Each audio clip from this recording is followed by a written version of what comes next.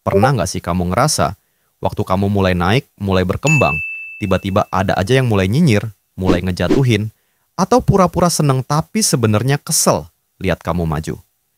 Kalimatnya bisa macam-macam. Wah, sok rajin banget sekarang. Atau, baru gitu doang udah sombong. Nah, kalau kamu pernah ngalamin hal-hal kayak gitu, kemungkinan besar kamu lagi berhadapan sama sesuatu yang disebut crab mentality, alias mental kepiting. Dan percaya deh, ini bukan cuma hal kecil. Mental kepiting itu kayak racun sosial yang bikin satu kelompok, satu komunitas, bahkan satu bangsa bisa susah maju. Oke, jadi kita mulai dari dasarnya dulu. Istilah crab mentality itu berasal dari perilaku kepiting beneran. Kalau kamu pernah lihat ember berisi kepiting hidup, kamu bakal sadar. Meskipun salah satu kepiting udah hampir keluar, kepiting lain malah narik dia balik ke bawah.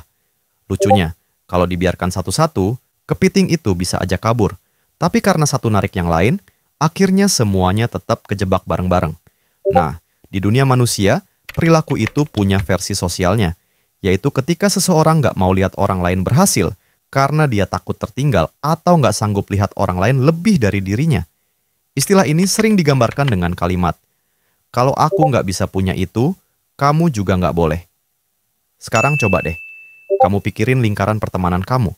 Pasti ada aja yang kayak gini. Waktu ada teman mulai bisnis, dibilang paling juga gagal.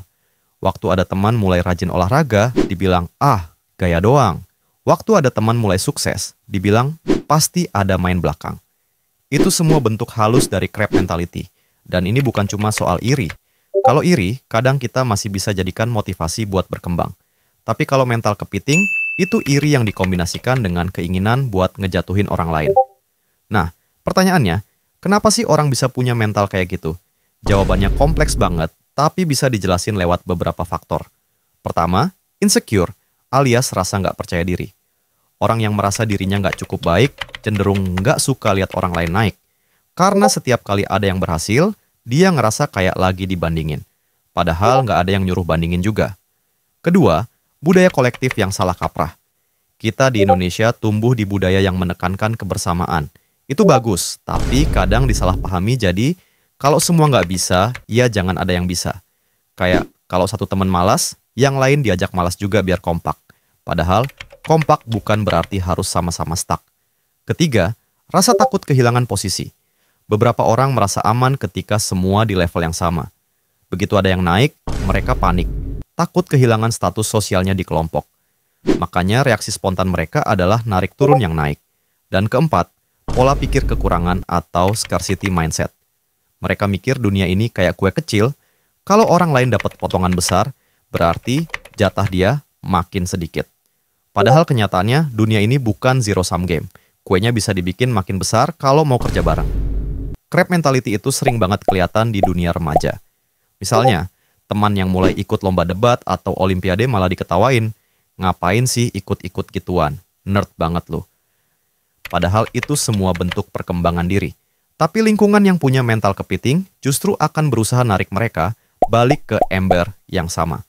Masalahnya, kalau dibiarkan, efeknya bisa berantai. Bayangin aja, satu orang yang punya potensi jadi inspirasi malah patah semangat gara-gara komentar negatif dari orang sekitarnya. Lama-lama, nggak ada yang mau menonjol, nggak ada yang mau ambil risiko, dan semua orang memilih untuk aman di bawah.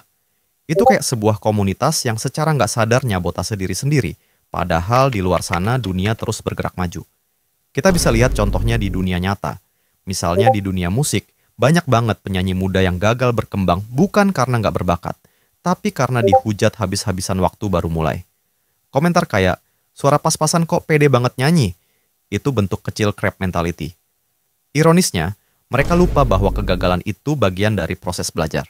Tapi karena mental kepitingnya kuat, mereka lebih suka lihat orang lain jatuh daripada belajar bareng-bareng buat naik.